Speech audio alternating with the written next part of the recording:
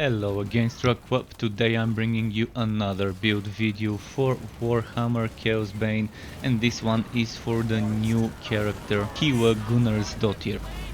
And this build is centered around the set that allows us to get the heroic turrets. It is known as the Battle Architect, or on the item names itself it's known as Builders.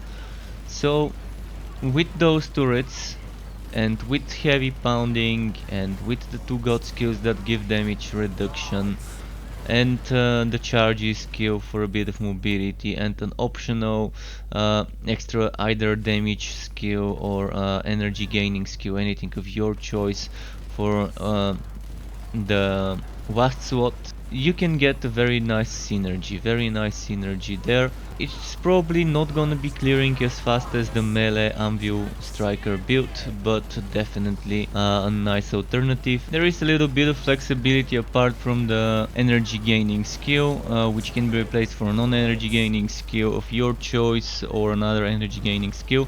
Apart from that, you can also do a little bit of flexibility on the passive side. I recorded 4 maps when testing the build, when making the footage for this video, and in 2 of those I was using superior passive for the turrets, and then I was using the mastered version of the passive for the other 2. What is the difference? With the superior version you get 20% damage reduction when you are nearby the turrets. But with the mastered version, you don't get this damage reduction, but your turrets do extra 30% damage to stunned targets. So it's up to you whether you want to rely on damage that only works on stunned targets, or whether you want to be a little bit more tanky when standing next to your turrets and be able to face tank more of the enemies.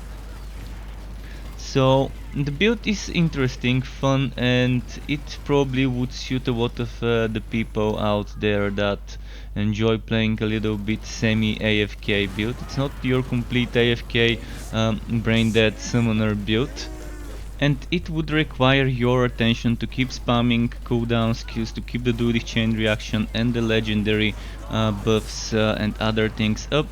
So now I will quickly show you the skills, passives, legendary skills I'm taking, then the god skills, then the gear I suggest, and I do hope you enjoyed this build. So let's move on to the skills first.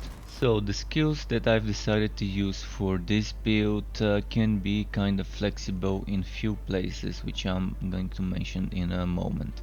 First you have Iron Strike Mastered, Heavy Pounding Mastered, Engineer for Superior for damage reduction, Makeshift Automaton, our heroic turrets, then Explosive Rush Superior, which also can be kind of changed to the basic version if you don't want the superior one. Then you've got Move Mountains, just the basic one for extra damage reduction. Here Padded Armor for damage reduction, but you have to build those stacks. Here of the Desert, I only took it for the damage reduction and damage, but the other bonuses are not so bad. Duelist Chain Reaction, I'm going to show you in a moment how to get this, it's an invasion skill. Then Upgraded Radiator Mastered, again took this for the damage reduction. This one took this for the damage reduction as well, Alternating Pistons Superior, and Upgraded Automaton Superior.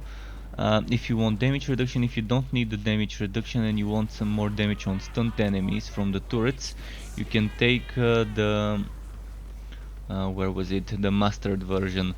So for a couple of the maps I recorded, I was using mastered. For the other 2 maps I recorded, I was using superior. Here Iron Strike is completely optional, you can replace it with anything. You can use excavation, you can use long rifle, anything you like you can use. I would suggest using a melee skill though, in case you need to proc certain things, such as actually maybe on this set you don't even need it to be melee. Maybe you don't need it to be melee. It's up to you, I guess, what you're going to use. You can even use something that is not an energy generation, but rather a skill like the mines. But keep in mind the mines do not proc the duelist chain reaction the same way automatons do. probably because they have energy cost along with the cooldown, but you can try using a bomb, you can try using all sorts of things in that slot, anything that works for you. We don't really need that much energy with this build. In fact, the only thing that uses energy is heavy pounding, and I never find myself in need of energy because I'm constantly spamming turrets and doing other stuff, not just pounding. So let's show you where and how to get the invasion skill. Basically you need to do invasions all the way to reach this place. But you might have difficulties at first, so instead of going straight for it, I'm gonna suggest take this one, the corruption resistance, take this corruption resistance, then maybe try to get it. If you still can't, and it's still difficult, take this and this corruption resistance. That would make the corruption resistance for a total of 60%, which should negate something like this 9% HP lost per second, which is the corruption damage over time. It would negate it by 60%. So in theory, nodes like this one that are 10% corruption resistance with 60% corruption resistance would just be 4% HP lost per second. One warning. At the moment the game is bugged and there are no rewards, no rings you can collect. I did a mistake and collected 10 rings from rank 1 to rank 10. And it just didn't work. Also, I strongly suggest playing on rank 10 because anything you complete on rank 10 would complete it on rank 1 through 9, all the previous ranks. You can see it looks exactly the same, so just play on the highest one you've got available, and then as soon as you unlock stuff it gets unlocked on all of them. But don't collect those rings until they are fixed. You can see reward here doesn't show the actual rewards because it's missing. I hope this is clear about the skills. I hope you know why I'm taking each of those skills. If you have questions, feel free to ask in the comments below. Now let's show you about the legendary ranks. I prefer using this one maxed out before going into something else. This gives us damage, it gives us damage reduction. You need 100 levels to max out the power, and then comes the chance. I would suggest keep the chance at least 20%. At least 20% chance, then max out the power, then start getting some more chance. 30, 40, 50 chance would be fine, and when you have enough points, remove some of the points from the chance here and then start leveling legendary crushing. My suggestion would be get like 10-15% damage legendary crushing with like 20% chance, then start getting more damage and then eventually move the chance up as well. Ideally this would be maxed out in power. This goes all the way to 30% damage reduction. But with this skill we're spamming cooldown, so this works very well with that skill. I think that's it for the skills. Now let's show you the god skills. The god skills are a mixture between the first god skill tree and the second. Here we are taking the 40 crit damage, which is not really 40. You can see it gives us 130 crit damage, and then we go and take 130 more crit damage with another 10 damage, and this kind of is it. Then we take Engineer of War Superior, and then we take Move Mountains. Those are needed when you need damage reduction. If you don't need damage reduction, by all means don't take them, and take more crits. All the way here you can get some crits, and all the way here you can get some crits. So there are crits you can take. And now for the other 5 points, my suggestion is either take this cooldown reduction or this cooldown reduction. It doesn't really matter which one you pick, they are basically the exact same. 2% HP, 6% armor, and then cooldown reduction for the price of energy. But you do want that cooldown reduction. So here's what we've got. Armor, cooldown reduction, 260 crit damage, 20 damage, little bit of HP, little bit of energy, and some champion damage reduction.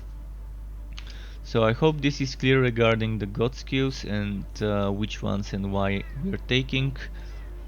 And now let's talk about the items. Let's talk about the gear suggested for this build. The gear I would suggest using for this build would be like this. First of all, I suggest using the builders, the Battle Architect set. This gives us the heroic turret, the heroic makeshift automaton. Then I would suggest using preferably a mountain pendant to keep those cooldowns down, but if you don't have a good road one and you have a good road of another type, of course use it, especially if you've got enough cooldown reduction. And cooldown reduction is a priority on the helmet, on the rings, on the amulet and the weapon and offhand. Now, there are some things I would say about the hammer. Cocktooth is the obvious choice. It gives you extra 20% damage for the turrets and gives you 10% damage reduction when you use a melee attack on a turret for 5 seconds. Alternatively, you can go for something like a rock splitter if you want to be using heavy pounding more. If you want to be relying on heavy pounding for damage, by all means use a rock splitter if you have a good road one. It's gonna give you 10% more damage reduction, but the duration is only 3 seconds, so you have to keep doing that because this one is 5 seconds. So then it also gives you 100% damage for melee attacks, which would boost heavy pounding. So that's one alternative choice if you don't want to be relying on the turrets for the damage that much. Then things to mention, as I said, cooldown reduction is a obvious choice because you're relying on a skill with cooldown. Then you want flat damage, you want crit chance, you want crit damage, HP, armor. Health regeneration is not bad as a stat if you're gonna be doing invasions. It would definitely help your resistance to damage over time. I'm still waiting for the developers to confirm whether this affects corruption in the invasion or not, but those are the main stats you want to be looking out for. This one cannot get crit chance, so you would want to prioritize the damage and the cooldown reduction and the crit damage here and the HP. Health drain is also nice, but it's not that important, but it's still nice to have it because the turrets unfortunately don't health drain. Crit chance you can get here, so you want to prioritize the crit chance here together with the cooldown reduction and the damage, even if you don't get crit damage here. This gives what? I don't think even the pistol can give crit damage, can it? Oh, it can. So yeah, you can get 40 something crit damage here, but the crit damage here is twice as big. On the gauntlets you really want flat damage, HP, armor and crit damage if you can get it. See, I don't have the crit damage here out of those, but you want those things there. And as I said, on accessories you want the same stuff: crit chance, flat damage, cooldown reduction, and then the rest is bonuses. Whether it's crit damage, HP, wife drain, etc., it will be just a bonus, but you want to prioritize those stats. For the rings, I decided to use a Gromril ring for damage reduction when picking up health bulbs. Woodwest orbs I mean, but if you don't think you need that, remove it. Then there's the granite ring. Reduces our damage by 40%, but gives us 20% damage reduction and 30% HP. I like the older version of this ring before the patch, where it was reducing the damage we do by 20, giving us 20% damage reduction and giving us 20% HP. But it's good because this damage reduction is at all times. If you don't need it, of course, replace it with a fiery ring of Tori if you want more cooldown reduction, maybe Ancestral's ring if you want more healing and health, or a siege breaker if you want more damage. Those are my suggested choices. Insulation is not bad to give you some healing and energy, but I don't think it's the best option to be using with this build, especially if you don't crit enough. But if you can crit enough, I'm not sure whether the turrets big hits count as crits. Sometimes I would see the turrets doing a few million hits, but I don't think those count as crits. And for the blessings, you're probably seeing or you've seen on the screen what I like to use. So hopefully that is clear. I like to use something like this for the blessing. Depending whether it's 4 green or 4 red or 3 of each, you have to find a balance. I think that's it for the gear. Now let's show you a little bit more gameplay. So playing the build is not that difficult, you just have to keep spamming those turrets, keep moving, and when needed go next to a turret that is close to an enemy champion or a boss to get that damage reduction from the turret. Pop your 2 god skills for more damage reduction, use a melee skill to boost the turrets, and just keep doing that. If needed, you can always escape with the charging fire trail leaving skill, but that's kind of it. It's not that difficult, just try not to die, and with enough damage reduction from items and from the skills you shouldn't have problems on Chaos 9. Chaos 10 I did try and it was a little bit tricky, and since the game is very badly balanced in some zones such as Act 3 and Act 4, you might die more there. And if it's permanent armor reduction and so on, I'm just not even gonna comment on those imbalanced map modifiers. Just try to pick, if you're farming, try to pick map modifiers that won't make it too difficult and too slow for you. You can always reroll a map. When it comes to invasions, I kind of stopped doing them until they fix those rings on Keela. But turrets seem to be the best for the difficult invasions where you're permanently losing armor, because you can stay from afar and avoid engaging enemies, avoid taking hits to avoid your armor getting reduced. So probably the turret build is the easiest to push some of those difficult invasions. The only problem you might have is lack of wife steal.